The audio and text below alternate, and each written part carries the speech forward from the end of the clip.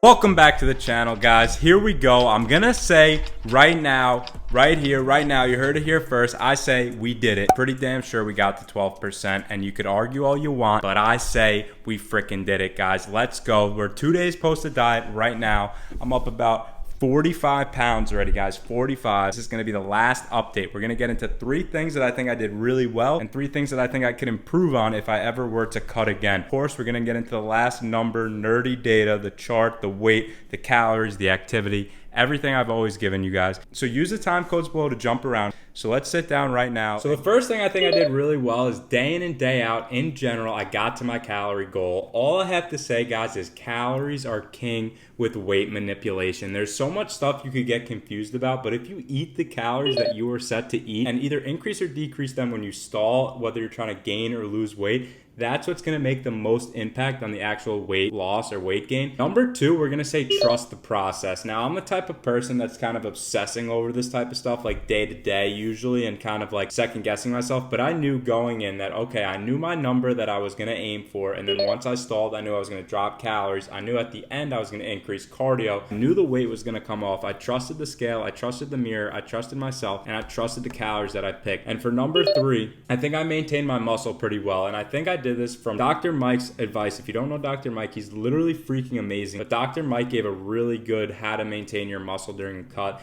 And it basically is just revolving around training really hard, training hard the whole time, keeping up on your protein. And I just feel like I didn't lose a lot of strength. I didn't lose a lot of muscle. So those are the 3 things, guys. Day in and day out, hitting my calories, preserving my muscle, and trusting the process. All right, for things I think I could have done better, number 1, I think I'd give myself a little bit more time. So I gave myself 8 weeks. But next time I do it, if I ever do it again, I'm going to give myself 10 weeks. And the reason I'm going to do that is because of number 2, and the things for improvement, is I would drop my calories a little bit slower. I think I dropped them basically almost like perfect, like close to perfection. I dropped them once I saw a stall. But if I had more time, I think I would have done that first drop a little bit later in the process, because I did get caught up on too low calories towards the middle. So that's number 1 and number 2. Number 3 is pretty damn important. I wouldn't tell anybody I was cutting until about halfway through the cut, because the mental aspect of just telling people, guys, yeah, I can't drink a beer, I'm cutting. Guys, I can't go out to eat, I'm cutting.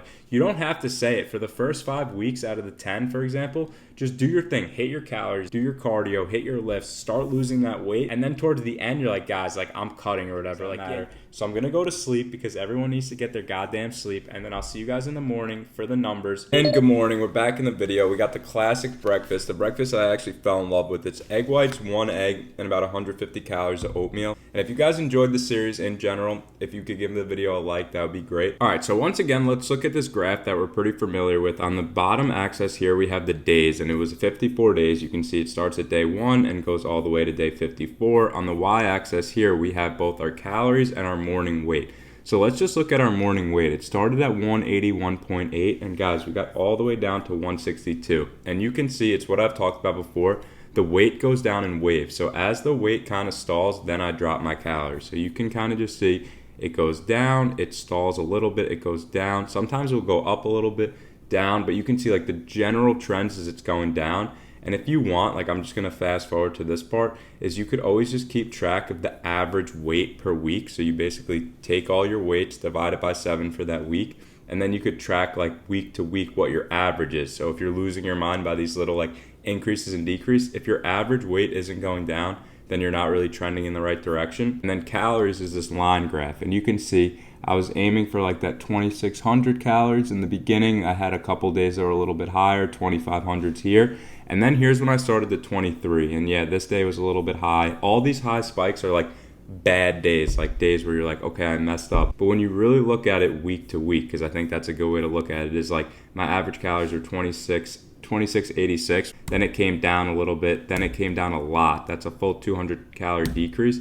So these 4 weeks, we just went down, down, down. The weight was coming down, down, down. Then these last weeks, you know, we came back to the 24s, and finished it off a little bit higher, because basically before you peak, like, you kind of just want to like refuel the system just a little bit. But that's basically the data behind this cut. If you're just tracking the calories, you're tracking the week to week, and you make adjustments and you give yourself enough time, it should be pretty simple. And the last thing I want to show you is the additional cardio piece. So as you can see, you know, we did cardio this day. There wasn't a lot of actual formal cardio. There was a lot of walking and whatnot. So we did cardio this day, only twice in the first 21 days.